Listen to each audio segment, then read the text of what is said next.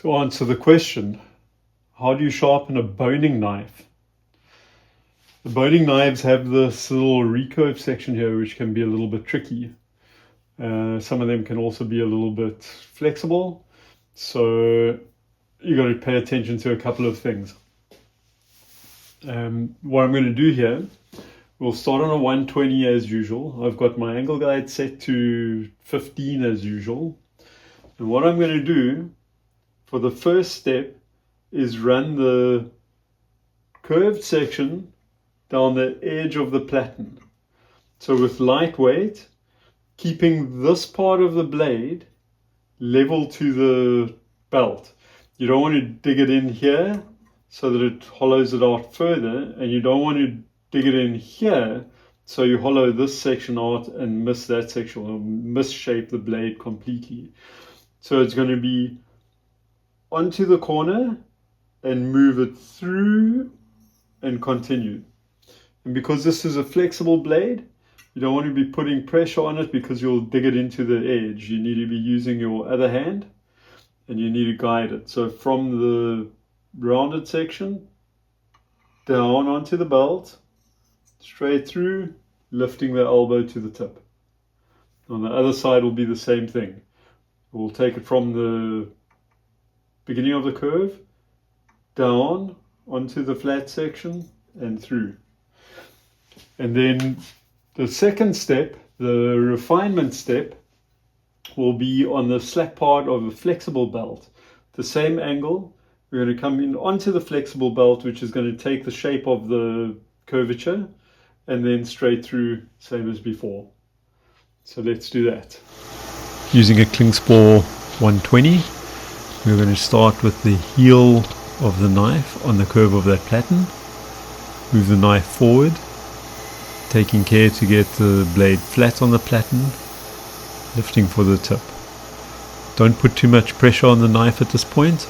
If you bend it, you're going to get a very uneven grind and a very uneven shape to the knife. So 2 passes gets most of that done. It's lightweight, you're not taking off a lot at the same time. Moving on to the other side, same thing, light pressure. You can see how I move the knife forward to go around that curve. That's to keep the knife parallel to the platen and the belt. You'll see another thing you can do here, just very carefully. I'll be massaging the shape of that recurve. There's sort of a little flat spot in there. It's almost like a little speed bump that I really don't like. So I'm going to very gently, at the correct angle, just touch on that little flat section and work it into a bit more of a curve, so that it's a nice flowing curve from the heel down to the blade. Looks better, it'll probably function better too. Running through here to blend everything together and then checking it. There's a section just in front of the curve where it still hasn't apexed. That's because on previous grinding, whoever had done it had changed the angle there completely. So it was probably sitting at around 30 degrees or something. So you've got to grind the whole bevel back to get that into alignment again. And then just the finishing pass here on the 120. Even burr all the way through. Light pressure makes it a lighter burr than heavy pressure too. So ready to change belts and do the refining.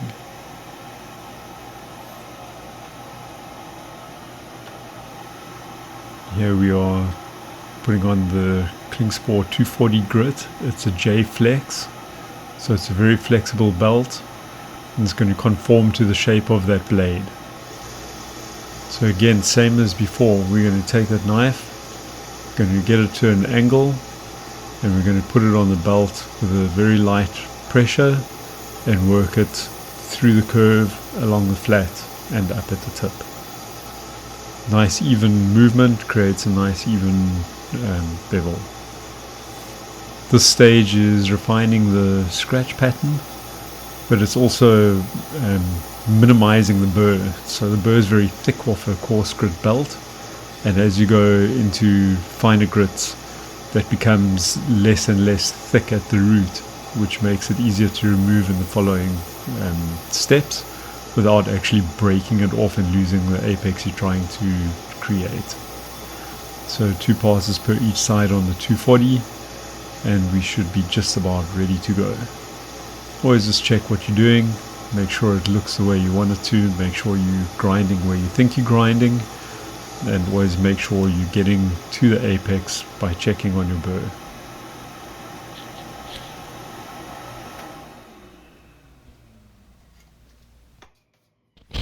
So to begin the burr removal process, we're going to use an extra fine Scotch-Brite belt. These belts are a little bit abrasive, with quite a fine abrasive obviously. So it's refining the scratch pattern while at the same time working through the burr, helping to get that apex cleaner and ready for the next polishing stage. Again, it's a very lightweight, you don't want to round your apex over. Same angle as you sharpened at, same procedure from the heel through to the tip. You can watch your burr at this stage, it sort of folds over once or twice and then it starts coming apart as you refine through the burr, and you can see it come off. When you've removed the burr, or the part you can see, then it's time to move on to polishing.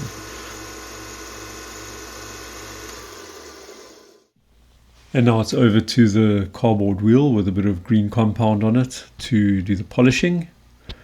Using the corner of the wheel, moving the knife forward to maintain the same angle, trying my best to match the angle that I sharpened at. This is a very quick process. It is 1 pass per side, and I find that that does just enough polishing to really weaken whatever's left of that burr root. And it doesn't over polish it, removing all the toothiness of it. The final machining stage now will be a clean felt belt. And we're going to follow the same procedure as all the other belts, starting at the corner of the knife, moving it forward and down, across the flat part of the blade and up at the tip. Still maintaining lighter pressure, trying not to round over the apex, and trying not to flex the blade in any way, shape or form. This is usually like a pass up, down, and then once per side, twice. And that leaves the edge really nice and clean. This has been my go-to method for a little while now. And there I'm just doing a finger test, and it is nice and sharp. Here you can see the recurve section. I smoothed out a bit of there was like a little speed bump in there. So that's smoothed out and it's a nice continuous curve. And here is a sharpness test for you.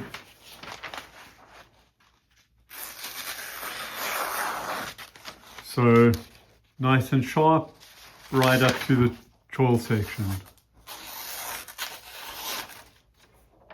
Perfect.